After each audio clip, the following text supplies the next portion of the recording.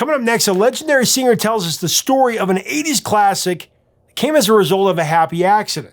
He was jamming with a friend, playing the Delta Blues.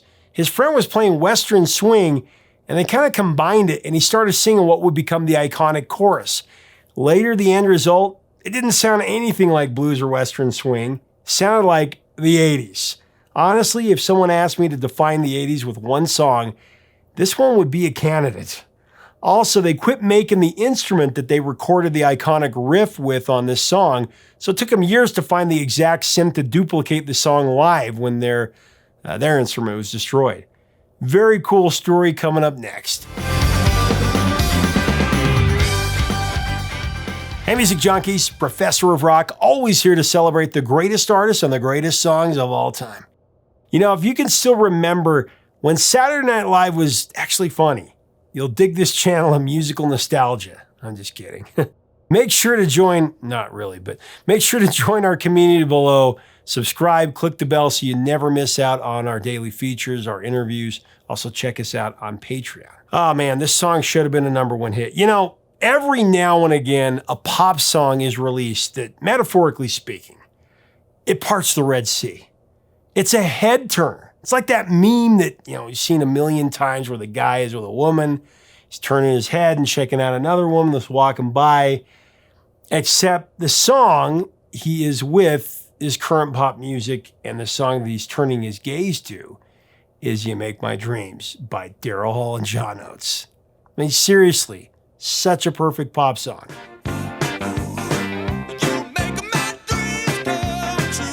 This meme happened in 1981, and it's happened about 100 times since with the coming generations who are just discovering this timeless pop classic.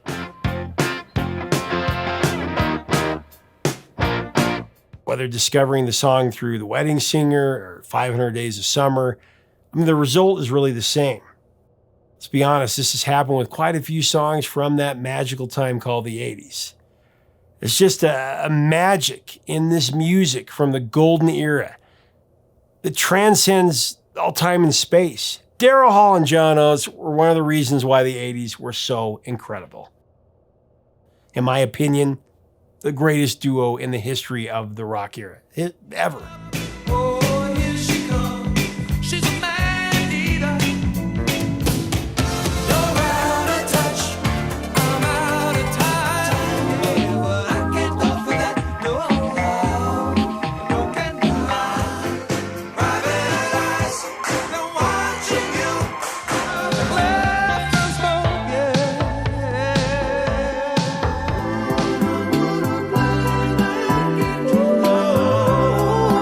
There's no doubt in my mind that You Make My Dreams, it's pop perfection. No hyperbole, no BS. It's the personification of absolute bliss. It's true. Once you hear You Make My Dreams, you'll never be the same. Knocked into a state of rapture from Daryl Hall's vocal hypnotism. What I want, you've got, and it might be hard to handle. And then their harmonies together, they're just life-altering. Oh, yeah. Well, it's so infectious. It's so joyful. You don't want to come out of the trance. The addicting, get on your feet, old-time gospel melody spins you around and around, and the feel-good icing on that cake is the incomparable Hall and Oates doo-wop harmonies that I've already mentioned, sweeten up the song's happy chorus.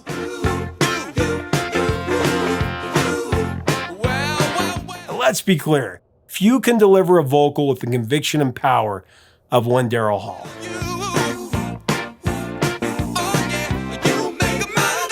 Describing his singing style as blue-eyed soul, it's an insult, I'm sorry. Daryl Hall is simply the maestro of converting rock and soul into one magical performance.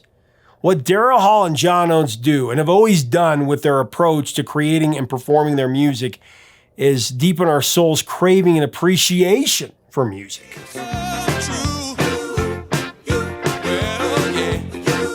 Their undying commitment to quality in production and songcraft, their inspiring resolve to capture audio euphoria with a soul-stirring emotional connection that they seem to marinate their lyrics and harmonies in every time. And the result is a magical fortress of fervent joy that immerses all of us as listeners. On a night when It's musical ecstasy the few artists have successfully tapped into, and really, it's a major part of their 70s and 80s output. It's the main reason why they stand shoulder to shoulder with the other giants of popular music, regardless of genre or decade, really.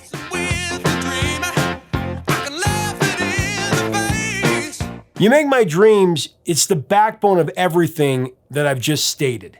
It's a song that so many decades later, it still sounds as inspired, truly joyous and exhilarating as the day that you first heard it. You Make My Dreams is the duo's joyous declaration of finding a grander love that changes one's very existence forever.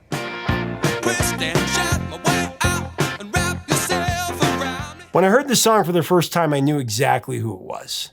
I had been reared from a young age on Daryl Hall and John Oates by my dad, who listened to him nonstop, had every one of their records. I mean, my first memory at Daryl Hall and John Oates was when I was, I think, four years old. I was your typical curious kid who asked a question every 5 seconds. I remember my dad was telling me how Hall and Oates were the greatest duo in history. And I said, "Dad, what's a duo?" And he explained that a duo was two people, a pair. I said, "Oh, yeah, like Bert and Ernie." And he said, "Exactly." I remember saying, "Well, Bert and Ernie, they're my favorite duo." And he said, "Maybe right now they're your favorite duo, but wait until you hear this next song. You might change your mind." And then he played Kisses on My List.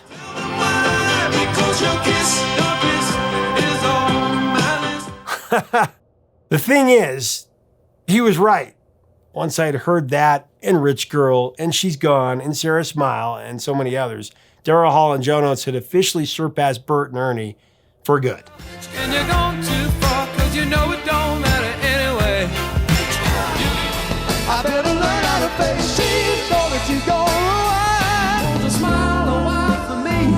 Oh, Sarah, please now. When I heard You Make My Dreams Come True, I was knocked across the room. It was such a barrage of positivity. I wasn't sure what I was hearing. That rocking beginning synth of rush of the falsetto. It was truly eye-opening and ear-soothing.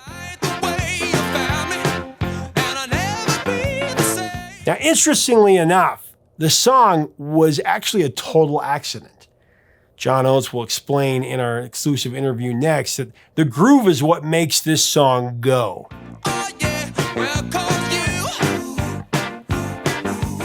Came out of a jam session that John Oates was having with his friend. Oates was playing the Delta Blues and his friend was playing Western Swing. They were combining the songs or the music they were playing, and all of a sudden, John Oates started singing You Make My Dreams Come True, and the song was born.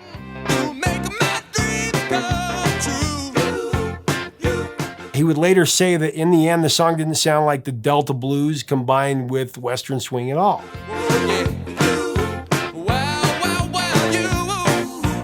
It was just something really magical. Daryl Hall added that iconic synth part. That iconic sound is generated by a Yamaha CP30.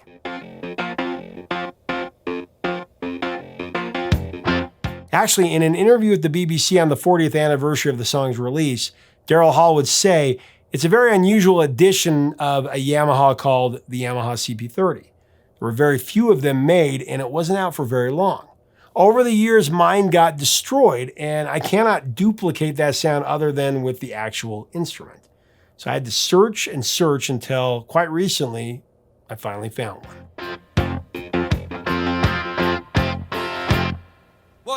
Later, when the song, found second life, it was reported that it had sold 1 million copies in Great Britain without actually charting, which has never happened.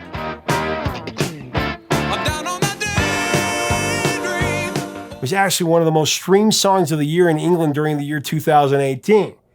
I mean, so many years after its heyday. It's one of those simple songs that, like I said, seems to be something that is magical for people. The song went to number 5 in the summer of '81. It was released as the third single from the duo's multi-platinum classic 1980 album, Voices. Here's further commentary on the song and its impact within pop culture from one half of the duo, John Oates, in an interview that we did.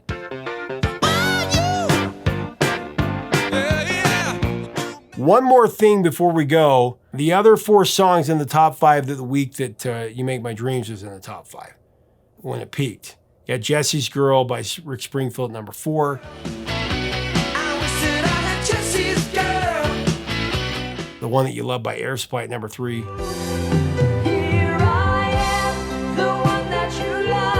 All Those Years Ago by George Harrison was at number 2, and Betty Davis Eyes by Kim Carnes was at number 1. Back up to the wall, all those years ago. She got Betty Davis eyes. You can't deny it. The 80s were the greatest. Here's John Oates with the rest of the story. As we go into this interview, I do want to thank our sponsor, Zenni Eyewear. Zenni Eyewear, the glasses I always wear on this show.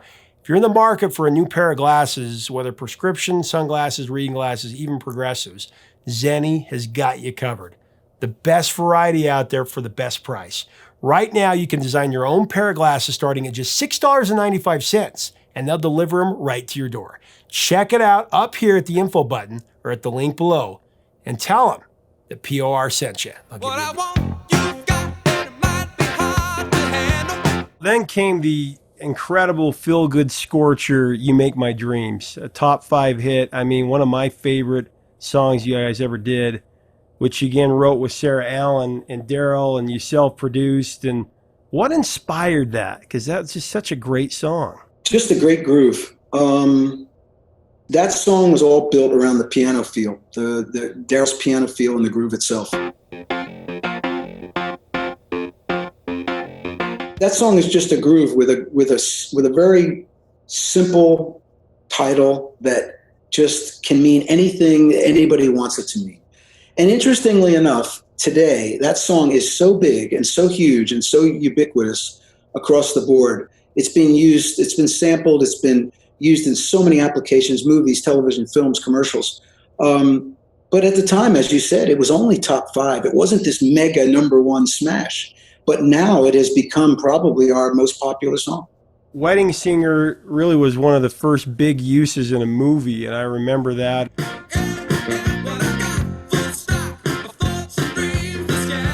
And then Dumb and Dumber and Step Brothers, 500 Days of Summer. I mean, you can't pay for that kind of advertising right there.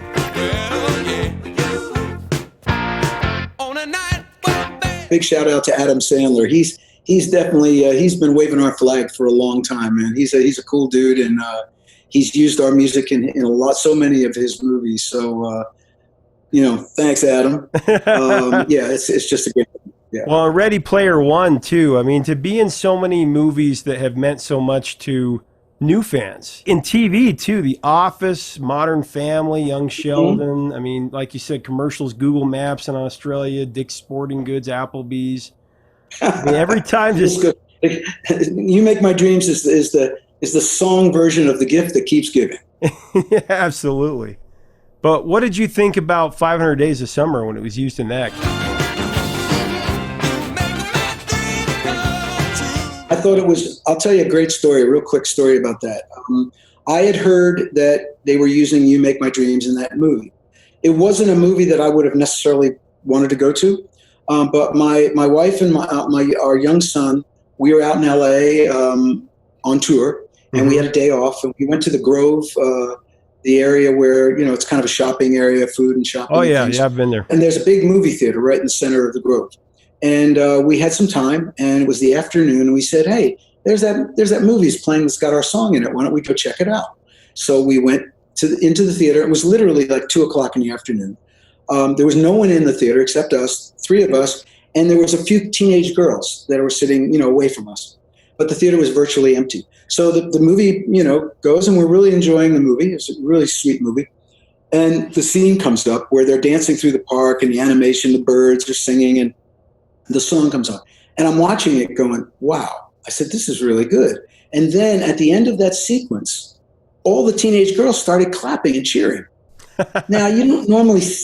that doesn't happen in a movie theater too often, right?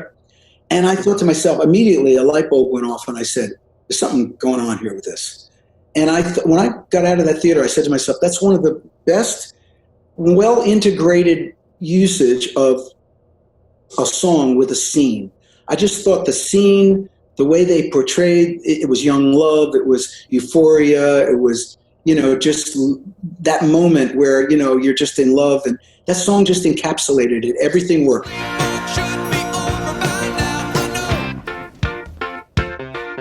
The music and the film just went like this, you know, and I thought it was really powerful, and I think that's the thing that really kicked that song into the stratosphere. Absolutely, because it's just such a feel-good song, and you had to know when you were recording it that you guys were onto something, because your vocals in that are pristine.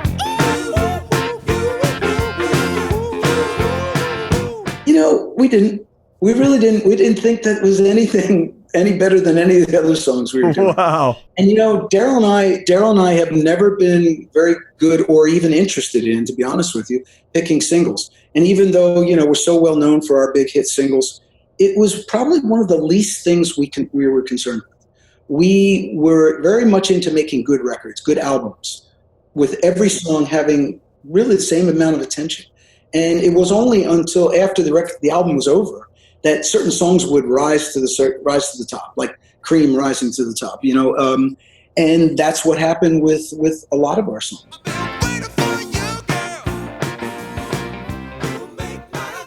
Hey, thanks so much for watching. Leave us a comment about Daryl Hall and John Oates and this incredible, magical, classic song below. When did you first hear it? What are your memories of it? What do you think? Are they the greatest duo in history? Let us know below. If you like this content, we do invite you to subscribe. We'd love to have you as part of our community. Until next time, 3 chords and the truth.